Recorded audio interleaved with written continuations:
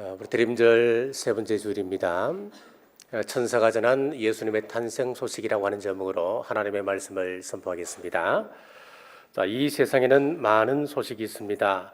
슬픈 소식이 있고 기쁜 소식이 있습니다. 들으면 즐거워지는 소식이 있는가 하면 들을수록 꿀꿀해지는 소식도 있습니다. 세상의 모든 소식은 상대적입니다. 같은 소식이라도 듣는 사람에 따라서 기쁜 소식이 되기도 하고 나쁜 소식이 되기도 합니다. 자, 오늘 온 인류에게 기쁘고 복된 소식인 성탄의 소식을 함께 나누며 성탄을 준비하고자 합니다. 8절 말씀을 보겠습니다. 그 지역의 목자들이 밤에 밖에서 자기 양떼를 지키더니, 그 지역이라고 하는 것은 유대 베들레헴 가까운 곳을 가리킵니다.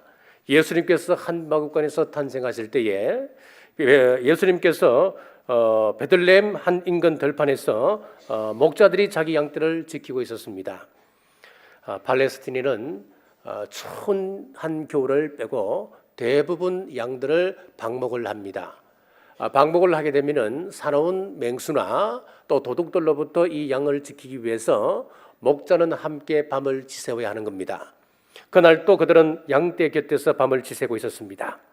자, 우리가 잘 아시는 대로 이스라엘 역사에서 목축은 뗄래야 뗄 수 없는 관계에 있습니다. 이스라엘의 조상인 아브라함은 목자였습니다. 그리고 출애굽의 위대한 역사를 감당했던 모세 또한 목자로서 이를 감당할 때 부름을 받았습니다. 이스라엘의 위대한 성군이었던 다윗 왕도 목자였습니다. 자, 그런데 예수님께서 탄생할 당시에 목자에 대한 인식이 별로 좋지를 못했습니다. 그 일은 힘들고 어려운 일이었기 때문에 누구나 함부로 할 수 있는 일이 못 되었습니다. 배경이 없는 사람, 학식도 없는 사람들이 맡았습니다. 윤리적으로도 주인의 양을 훔치거나 팔아넘기는 사람이 많이 있었기 때문에 법정에서 정인으로 설 수 없는 사람들이 바로 목자들이었습니다. 또한 목자들은 자기 양떼와 함께 들판에서 보내야 하기 때문에 안식일을 제대로 지킬 수가 없었습니다. 그 결과 안식일을 소중히 여기는 이스라엘 사회에서 그들은 멸시의 대상이 되고 말았습니다. 자, 그런데 역사상 가장 위대한 소식이 왕들에게나 힘있는 장수에게 온 것이 아니었습니다. 하나님의 말씀을 연구하는 종교 지도자들에게 오지 않았습니다. 대제사장들이나 사두개인이나 바리새인에 오지 아니하고 당시에 가장 낮은 사람들, 그 땅에서 아무런 희망도 기대도 없이 살아가던 비천한 목자들에게 놀라운 메시지가 전해졌습니다. 천사들이 전한 예수님의 탄생 소식 첫 번째는 두려워하지 말라라는 것이었습니다. 10절 말씀입니다. 무서워하지 말라. 내가 온 백성에게 미칠 큰 기쁨의 좋은 소식을 너희에게 전하노라. 여기 보니까 두려워하지 말라 그랬습니다. 자, 두려움에는 두 가지 두려움이 있습니다. 정상적인 두려움이 있고 비정상적인 두려움이 있습니다. 정상적인 두려움이라고 하는 것은 우리를 잘못된 길에서 돌이키게 하는 것입니다. 하지만 비정상적인 두려움은 마음을 혼란하게 합니다. 불안하게 하고 낙심케 합니다. 자, 병원에 누워있는 환자들 가운데 많은 부분은 마음의 병으로 오는 것이 많다고 그럽니다. 그래서 마음의 두려움을 제거하면 병에서 자유로워진다라고 이야기합니다. 한 의사는 자기가 관리하고 있는 60%의 환자가 그들이 가지고 있는 두려움으로부터 해방될 수만 있다면 이 병 문제도 해결받을 수 있다라고 이야기했습니다. 두려움에 대한 우리 하나님의 처방은 무엇입니까? 10절 중반절 제가 다시 읽겠습니다. 큰 기쁨의 좋은 소식을 너희에게 전하노라. 두려움에 대한 하나님의 처방은 복음이었습니다. 복음은 그들 마음속에 들어가게 되면 두려움을 쫓아내게 됩니다. 두려움에 사로잡힌 목자들에게 천사가 전한 복음은 구주가 나셨다고 하는 것입니다. 오늘의 사회는 서로 차별하고 무시하는 사회입니다. 나보다 못 배우고 덜 가졌으면 차별합니다. 기분 나쁘면 서로 멸시합니다. 자, 어떤 라디오 프로그램에서 보낸 편지 사연을 기록한 그런 책이 있습니다. 그 책 내용 가운데 이런 내용이 있습니다. 지방대학을 나와서 대기업에 취업했습니다. 열심히 일을 했습니다. 인정받았습니다. 그래서 부유한 명문 집안의 셋째 아들을 만나 결혼을 하게 되었습니다. 부유한 집이었기 때문에 그 집의 자녀들은 전부 다 명문대학을 나왔고 유학을 대부분 다녀온 사람들이었습니다. 그런데 자기는 지방대학을 나왔기 때문에 집안의 모든 사람들이 자기를 무시한다는 겁니다. 공교롭게도 위에 두 동서는 같은 명문대 동문이었습니다. 자, 그래서 이야기할 때는 자기를 빼버리고 항상 동문 이야기를 하는 겁니다. 자기가 다녔던 명문 대학을 이야기하며 서로 대화를 나누는 것이었습니다. 어느 날은 큰 동서가 대학 동창회에 갔다가 오면서 대학 동문 가방을 하나 선물을 해주더랍니다. 그런데 그것을 보고 있던 두 번째 동서가 하는 이야기가, 아니 대학 동창도 아닌데 그 가방이 무슨 필요가 있냐고, 분수에 맞게 놀아야지, 면박을 주더라는 겁니다. 그래서 명문대학이 대수냐 인간이 되어야지 하며 한판 싸웠다는 겁니다. 어떤 경우에는 자기가 못 알아듣는 영어로 이야기하기도 하고, 또 영어를 알아듣는 것 같으니까 이제는 아예 불어를 가지고 자기 앞에서 이야기한답니다. 그래서 자기는 무슨 일이 있어도 대학 때문에 자기 자식은 차별을 받지 않게 하려고 명문대학에 보내려고 애를 썼습니다. 과외도 붙였습니다. 그런데 그 자식이 카센터를 하겠다며 대학 진학을 포기하겠다니 역정이 무너진다고 하는 사연입니다. 사랑하는 여러분, 가족 간에도 서로 차별하고 무시하는 것이 오늘 사회입니다. 혹시 가슴속에 누군가를 무시하고 차별하는 마음이 있다면 이 시간 내려놓기를 바랍니다. 왜 그렇습니까? 9절 말씀을 보십시오. 주의 사자가 곁에 서고 주의 영광이 그들을 두루 비추매. 사람들의 관심은 특별한 사람에게 있습니다. 그러나 우리 하나님의 관심은 특별한 사람뿐만 아니라 평범한 사람에게도 있습니다. 하나님께서 자주 그렇게 역사하셨습니다. 왕을 선택하실 때도 미약한 집안에 막내 아들 다윗을 선택하지 않으셨습니까? 12제자를 부르실 때 우리 주님께서는 어부를 부르셨고 세리를 부르셨습니다. 예수님은 오늘도 평범하고 낮은 사람을 택하여 부르십니다. 우리 가운데 자신의 존재 가치를 깨닫지 못하고 무력하게 살아가는 사람들은 없으신지요? 상처를 끌어안고 아픔과 고통 속에 살아가는 사람은 없으신지요? 가난과 질병의 고통 속에서 신음하는 사람도 있습니다. 자신의 힘으로 더 이상 어찌할 수 없어 안타까움 속에 힘을 잃어가는 사람들, 지쳐가는 사람들도 있습니다. 우리 예수님은 나의 상처난 가슴을 어루만져 주시고 사메어 주시기 위해서 오셨습니다. 우리의 고통을 짊어지고 함께하기 위해서 이 땅에 오셨습니다. 이것은 이미 선지자 이사야를 통하여 말씀하셨습니다. 이사야 61장 1절 말씀에 주 여호와의 영이 내게 내리셨으니 이는 여호와께서 내게 기름을 부어사 가난한 자에게 아름다운 소식을 전하게 하려 하심이라. 나를 보내사 마음이 상한 자를 고치며 포로된 자에게 자유를, 갇힌 자에게 노임을 선포하며 라고 했습니다. 자, 그러면은 왜 하나님께서 낮고 천한 사람들에게 이 기쁨의 복된 소식을 전하셨을까요? 고린도전서 1장 28절 말씀에 보면은 하나님께서 세상의 천한 것들과 멸시받는 자들과 없는 것들을 택하사 있는 것들을 폐하려 하시나니 이는 아무 육체도 하나님 앞에서 자랑하지 못하게 하려 하심이라. 그렇습니다. 아무도 우리가 하나님 앞에 자랑하지 못하게 하려고 그렇게 하셨습니다. 만약에 대제사장 같은 사람들, 종교 지도자들, 말씀을 연구하는 사두개인들이나 바리새인들, 늘 말씀 앞에 순전하다고 말씀 앞에 말씀을 받드는 사람이라고 생각했던 그 사람들에게 하나님의 이 복음이 전해졌다면 그들이 어떻겠습니까? 더욱더 목이 꼿꼿해지지 않겠습니까? 역시 내가 하나님을 가까이 하고 말씀을 지키니까 당연히 이것은 우리에게 먼저 알려지는 것은 맞는 거야. 내가 하나님의 말씀을 누구보다 많이 알고 있으니까 당연히 우리에게 먼저 임하시는 것 맞지? 그렇게 이야기하지 않겠습니까? 그렇습니다. 예수 그리스도 안에는 남자나 여자나 종이나 자유인이나 유대인이나 헬라인이나 차별이 없습니다. 우리는 그리스도 예수 안에서 하나입니다. 이것이 바로 성탄이 주는 중요한 메시지입니다. 사랑하는 여러분, 여러분들은 어떤 두려움을 갖고 계신가요? 북한의 핵이 두렵습니까? 기독교를 박해하는 이 시대, 이 세태가 두렵습니까? 병마가 두렵습니까? 실패가 두렵습니까? 억울한 소리가 두렵습니까? 오늘 우리에게 주시는 큰 기쁨의 소식은 두려워 말라입니다.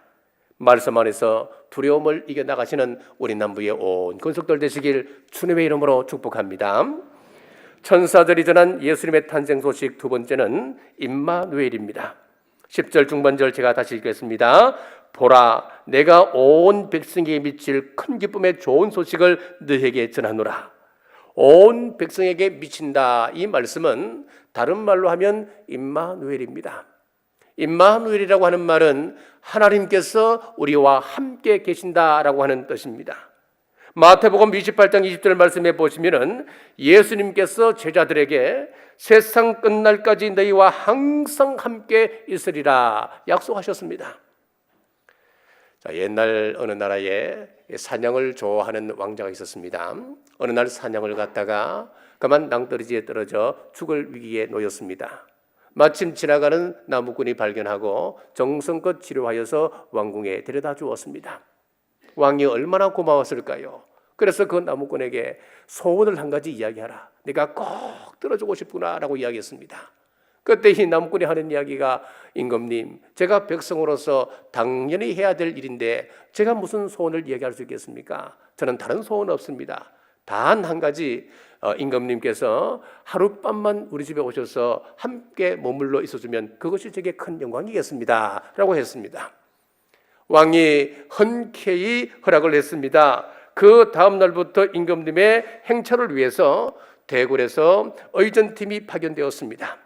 좁은 길을 넓힙니다. 좋은 음식을 만듭니다. 그리고 왕이 하룻밤 머무는 그런 집이기 때문에 초가집을 헐어버리고 고래등 같은 기와집을 새로 지었습니다. 나무꾼이 임금님과 하룻밤만 함께 지내기를 소원했을 뿐인데 그가 사는 마을 진입로가 달라지고 환경이 달라지고 사는 집이 달라지는 겁니다.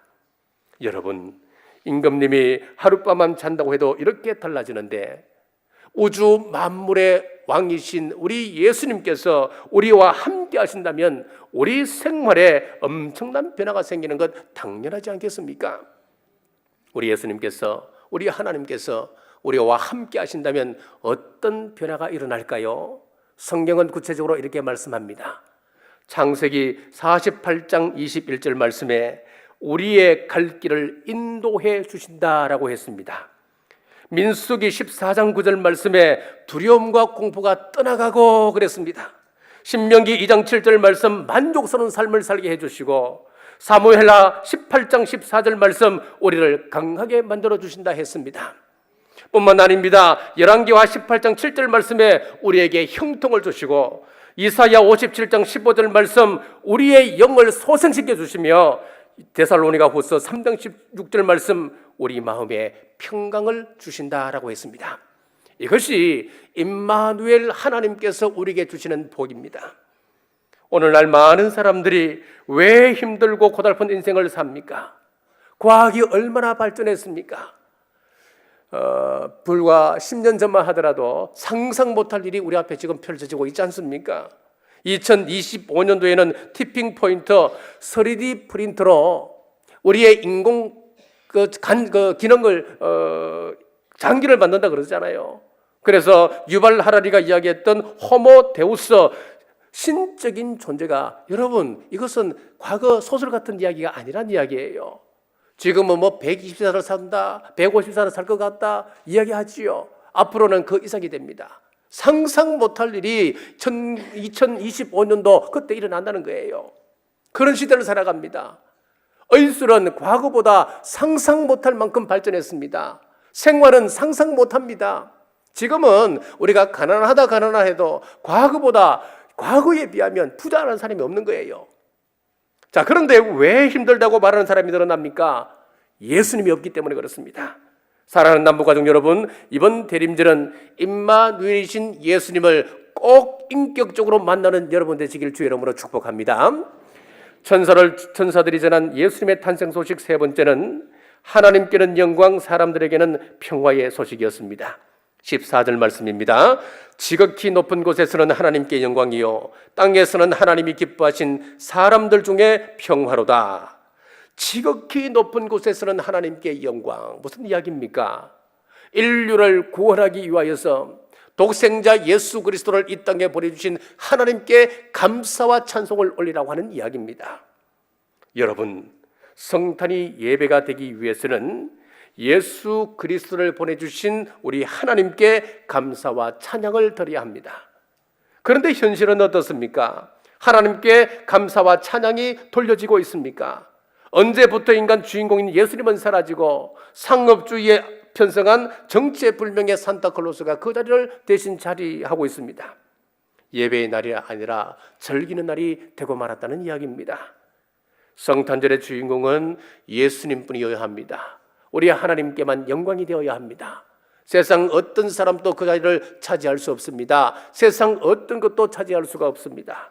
주인공의 자리를 반드시 우리 예수님의 자리입니다.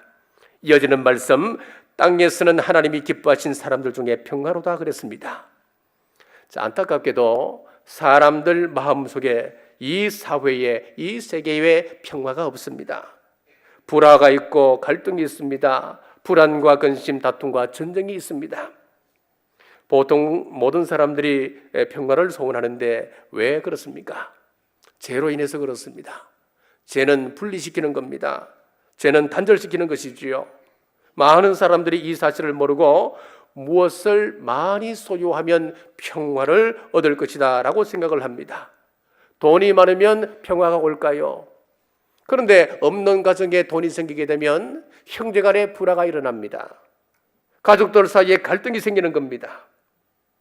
우리가 이야기 들었던 이야기입니다만은 서부 아프리카에 감비아라고 하는 나라가 있습니다. 그 감비아 바로 옆에 국경을 대고 있는 나라가 시에라리온입니다.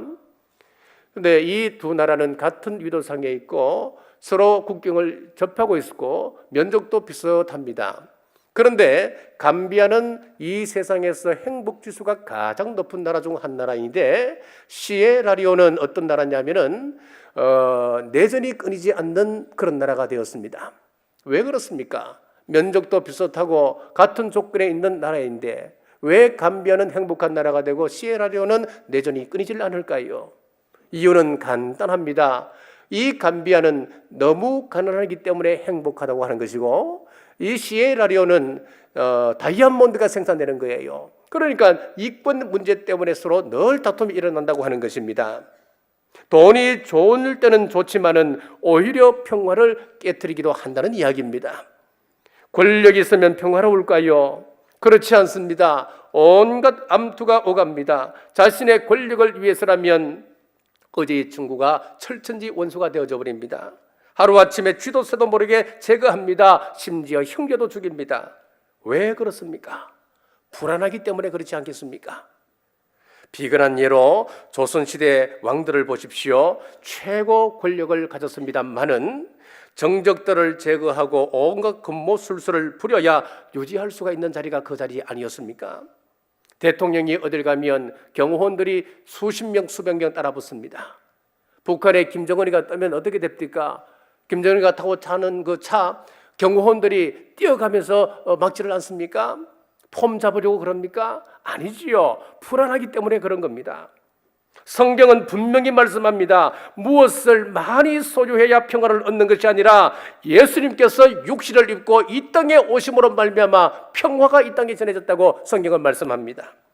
예수님께서 오시기 전에는 지성소를 가로막고 있는 휘장 때문에 아무나 들어갈 수 없는 장소였습니다.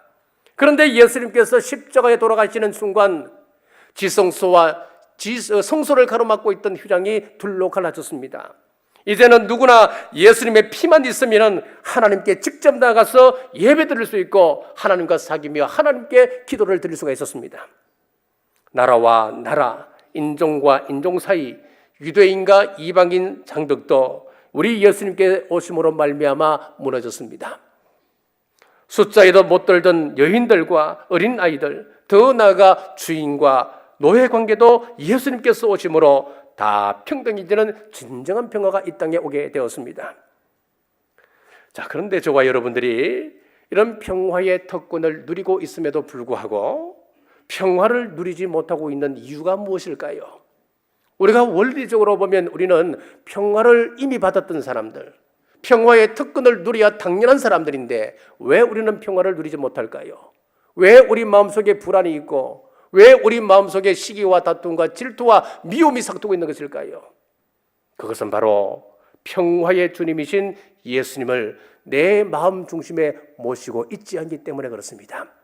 내 마음 중심에서 제거해버리고 지금 내 마음 중심에 내가 자리 잡고 있기 때문에 우리 속에 이런 현상이 나타납니다. 평화의 기도로 유명한 프란체스코가 어느 날 우물에서 물을 깃는 여인을 관찰할 기회가 있었습니다. 요심히 관찰하고 있는데 여인이 물통에 물을 가득 채우고 난 다음에 그 물통에다가 나뭇가지를 하나 띄우고 그 물통을 머리에 이는 것이었습니다. 그래서 궁금해서 물었습니다. 아니 왜 물통 그 물이 가득 채우고 난 다음에 그 위에다가 나뭇가지를 띄우냐고. 그랬더니 그 여인이 하는 이야기가 만약에 나뭇가지를 띄우지 아니하면은 내가 한 발자국 한 발자국 움직일 때마다 물이 출렁출렁거려서 물은 다 쏟아지고 말 겁니다. 그런데 그 물 위에다가 나뭇가지를 하나 띄워 놓으면은 그 나뭇가지가 중심을 잡아주어서 물이 넘치지 않습니다. 라고 하는 것이었습니다. 그렇습니다. 마음의 분노와 갈등이 일어나고 우리의 마음이 흔들릴 때에 십자가의 용서와 사랑을 기억하시고 마음 중심에 예수님의 십자가를 띄우시길 주님의 이름으로 축복합니다. 자, 돌아보면 우리 2018년도엔 우리 사회에 얼마나 많은 불화와 갈등이 있었습니까? 계층 간의 갈등이 있었습니다. 또 정파 간의 갈등이 있었습니다. 이념 간의 불화가 있었습니다. 왜 그렇습니까? 우리 마음속에 평화가 없기 때문에 그렇습니다. 그래서 서로 공격합니다. 그렇기 때문에 우리 믿는 성도들은 예수님 오신 이 계절에 깊이 생각해야 될 것은 우리 각자가 예수님의 평화를 소유할 뿐만 아니라 남에게 그 평화를 나누어 줄 수 있어야 합니다. 고린도후서 5장 18절에서 20절에 보면 우리 그리스도인들을 가리켜 평화의 사신이다라고 했습니다. 사신이 무엇입니까? 전해주는 사람 아니겠습니까? 온 백성에게 미칠 큰 기쁨의 좋은 소식이 성탄의 참된 의미라면 온 백성에게 복음이 들려져야 됩니다. 전파되지 아니하면 온 백성에게 미칠 좋은 소식이 전달될 수가 없습니다. 복음이 선포되어야 사람이 변합니다. 복음이 선포되어야 평화가 찾아옵니다. 복음이 들어가게 되면은 물가에 심기운 나무처럼 더위가 와도 잎이 청청하며 가무는 해에도 걱정이 없고 결실을 하게 된다고 성경은 말씀합니다. 100여 년 전 우리 한국에 예수 그리스도의 빛으로 말미암아 이 땅의 어둠의 권세가 물러갔습니다. 우상 숭배의 저주에서 벗어나기 시작했습니다. 예수 그리스도의 복음으로 말미암아 이 땅에 하나님의 복이 흐르기 시작했습니다. 만약에 이 땅에 복음이 들어오지 않았다면 이 땅은 어떻게 되었을까요? 남자들은 여전히 상투를 틀고 있을까요? 또 여자들은 한복을 입고 생활에 활동에 제약을 받고 있지는 않을까요? 자, 더 큰 문제는 사탄의 권세 아래에서 신음하며 저주 속에서 우리가 방황하는 민족이 되었지 않겠습니까? 우리나라만 그런 것이 아닙니다. 유럽의 스칸디나비아 반도 북쪽에 있는 나라들을 보십시오. 그들은 본래 바이킹이었습니다. 바이킹족이었습니다. 해적들이었습니다. 빼앗는 사람들, 사람을 죽이는 사람들이었습니다. 그런데 700년 전에 그 땅에 복음이 들어가 보는 말미암아 그들이 회개하고 불의한 삶을 벌이기 시작했습니다. 위대한 민족으로 거듭나 지금 세계에서 가장 복지 정책이 잘 세워진 나라들로 세워져 가고 있습니다. 사랑하는 여러분, 천세가 전한 예수님의 탄생 소식은 큰 기쁨의 좋은 소식 복음이었습니다. 우리의 운명을 바꾸는 사건이었습니다. 여러분 두려워하지 마십시오. 임마누엘 주님께서 우리와 함께하고 계십니다. 하나님께는 영광이요 이 땅에는 기뻐하심을 입은 사람들 중에 평화가 선포되었습니다. 그러므로 다가오는 이 성탄은 우리가 지금 보내고 있는 이 대림절은 그냥 지나보내는 그런 절기가 아니라 먼저 우리가 평화를 누리고 다시 오실 주님을 전하는 우리 2018년 대림절 되시길 주님의 이름으로 축복합니다. 기도하겠습니다. 2018년 대림절을 허락하셔서 하나님의 사랑을 생각하며 감사를 올립니다. 이 땅에 오신 예수님으로 인해 하늘에는 영광이 이 땅에는 평화가 임했던 것을 기억하며 이제 예수님의 이름으로 우리 당대뿐 아니라 우리의 자손들까지 하나님의 영원한 복을 받게 하여 주옵소서. 큰 기쁨의 좋은 소식을 전해준 천군 천사처럼 이 지역에, 이 세계에 복된 소식 전하는 우리 교회 되길 원하오며 다시 오실 예수님 이름으로 간절히 기도드리옵나이다.